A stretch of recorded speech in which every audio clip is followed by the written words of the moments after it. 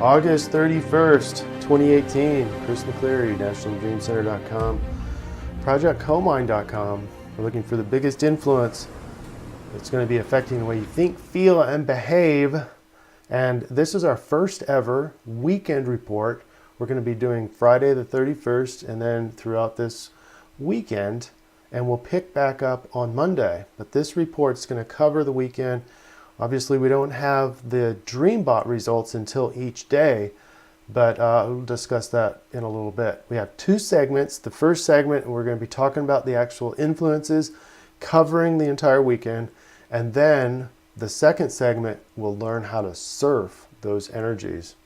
Starting with the numerology, it's fairly simple, and it does have to do with the whole theme today. There's kind of a lot of stress transitioning from, in terms of numerology, a lot of stress transitioning from the end of the previous month to the first of the next month. And you've got people kind of scurrying around, stressed out, trying to get everything they needed to get done in the month. And then the new month is the start of a new month. So kind of unexpected, kind of fear of the unknown possibly, or you're seeing all these monstrous projects that you have to get done. So there's stress. And the stress feeds into the DreamBot. Now, let me talk a little bit about the DreamBot. Is this little electronic computer thing goes out on the web. The DreamBot goes out on the web and pulls back all the dreams, and it calculates which words are the most frequent on any given day. We can't know that for Saturday or Sunday yet until Saturday or Sunday. So we're going to update those. But what I'd like to say here is that the DreamBot does, the dreams do have a projective or a predictive value. And if you're interested in knowing more about that, you can go to NationalDreamCenter.com and learn more about what the DreamBot is. I also have lots of different radio interviews that I did in years past. And you can do a simple search, or you can go to NationalDreamCenter.com and look at those radio interviews. But for today, looks like, and we're going to go through the astrology to verify, but it looks like this particular arrangement in the DreamBot is going to hold true for the weekend. And I don't like it. I don't like having to say it, but it looks like Fight Club. So let's go through the words. Ring. Well, let me get my cursor. Ring, couple, team, basement, cold, challenges, discipline, reckless, competition, harsh, total, emergency. There's a lot of conflict happening and a lot of challenges happening. It's cold. It's a ring. We're in the fighting ring. Let's just go to the astrology. First off, what I'd like to say is that this Grand Earth Trine still looks apparent, and I thought the moon would be a little bit further along, but it's conjunct with Uranus, okay? And that has us maybe desiring something new in terms of our material goods, our material life, or house, or finances, and that sort of thing, routine. But it's exacerbated because as the moon continues to go further away from Uranus, it gets closer and closer to a sextile with Neptune. So we're not only wanting the greener pastures, now we're actually imagining the greener pastures, and so that becomes even stronger. It's a stronger influence. And as you can imagine, that can pose some kind of a conflict, okay? And match that with the numerology, so we're leaving the old month and entering a new month, so we're migrating in time. So that's also kind of an overlap in this migration meme. If you didn't watch yesterday's video, I highly recommend doing that because that is very applicable today as well. We're going to focus more on the today being Friday the 31st. So we're going to work on the rest of the astrology, particularly the ones that show Fight Club in them, and I'm going to show you day by day how that works out. On Friday, we also have the Sun with a semi-square to Venus, and this is a kind of a troubling aspect, and it can produce some disharmony in relationships. Some people might want more control, or there's misunderstandings. So that kind of sets the stage, or sets the ring for some conflict. And don't forget that when I finish this, it's going to feel like I'm complaining about the astrology and proving that it's Fight Club. But in the second segment, we're going to talk about how to surf these influences. Very important that you hang on here. Moving into Saturday, we have the moon continuing down. We have the moon squaring Mercury. So now anything having to do with communication is kind of confused. You might feel like someone's making fun of you, or you hear some sort of communication and you get your feelings hurt. You let those hurt your feelings, for example. Or maybe others might be trying to control things. As confusion hits the air, we try to maintain more and more control, or perception of control, and there you have more of the Fight Club. Then moving into Sunday, a Tsquare is formed. Now we've got the moon rolling down here into Gemini, and it's going to make a square over to the sun and a square over to Neptune, and Neptune is going to directly oppose the sun. So here's how we work all that out. The sun opposing Neptune is going to feel like you're susceptible to confusion, you're susceptible to being used and manipulated without really knowing it. And so as you see this manifest, and then of course trust issues in all that, as you start seeing this manifest, you're going to second guess other people's intentions.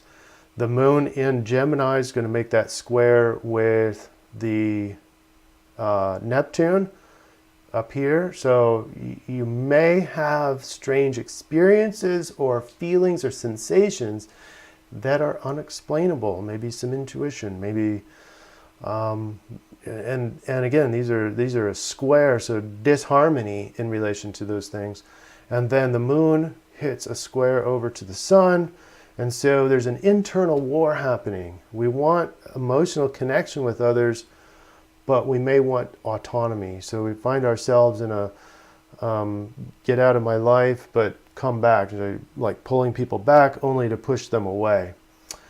And there is the summary of the Fight Club in the stars.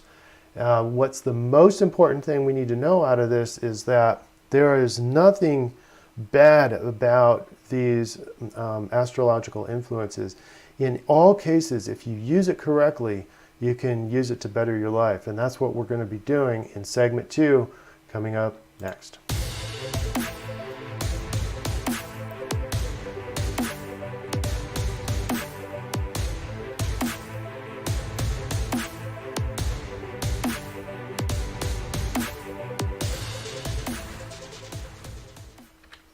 And if you like the concepts here with the collective influence and knowing what that main influence is, so you can be looking out for it and knowing what to do with it and knowing how to surf it, then subscribe and hit the bell, the little bell thing, so you can get warned and notified that there's a new edition coming out.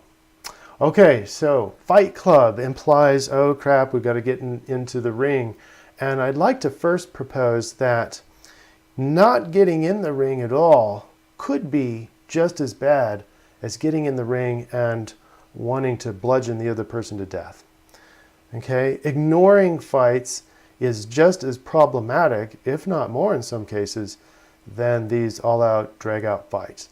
I would like to propose that neither one is the answer, but not getting in the ring is not the answer either.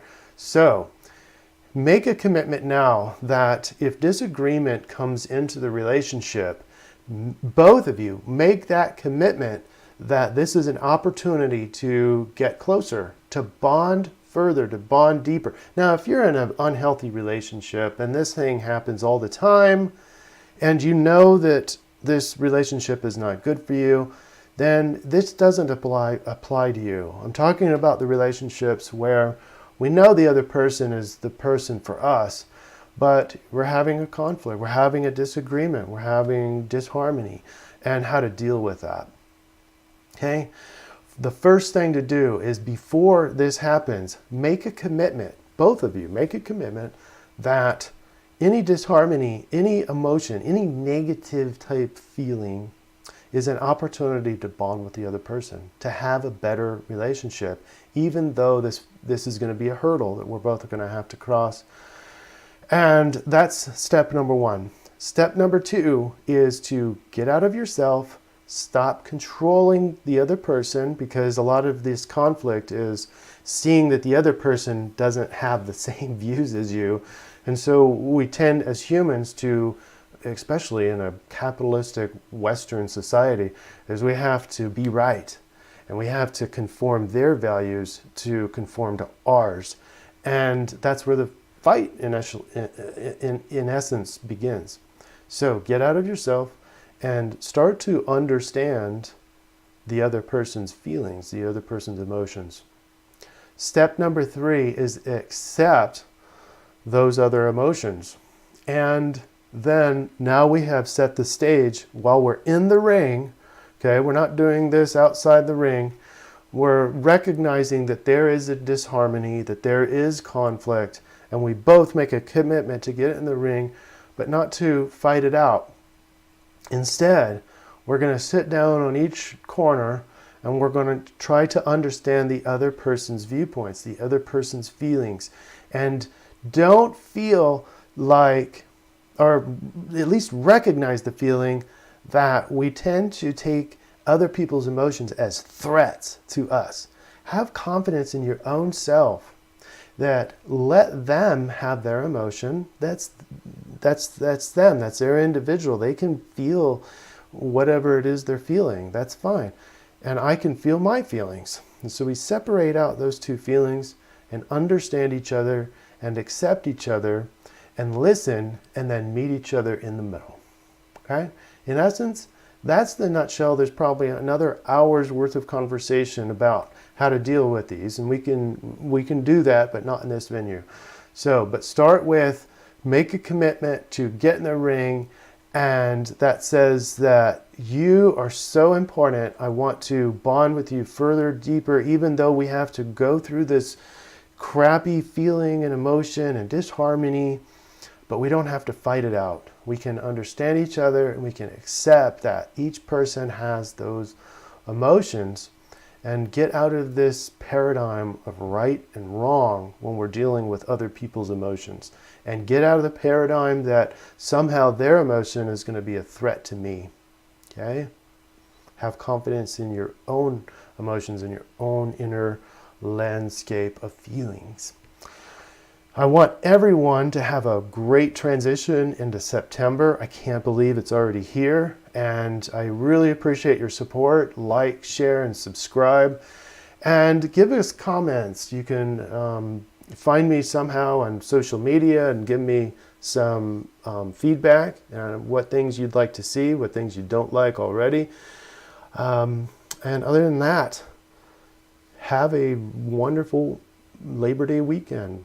We are the National Dream Center, healing the collective psyche, one mind at a time.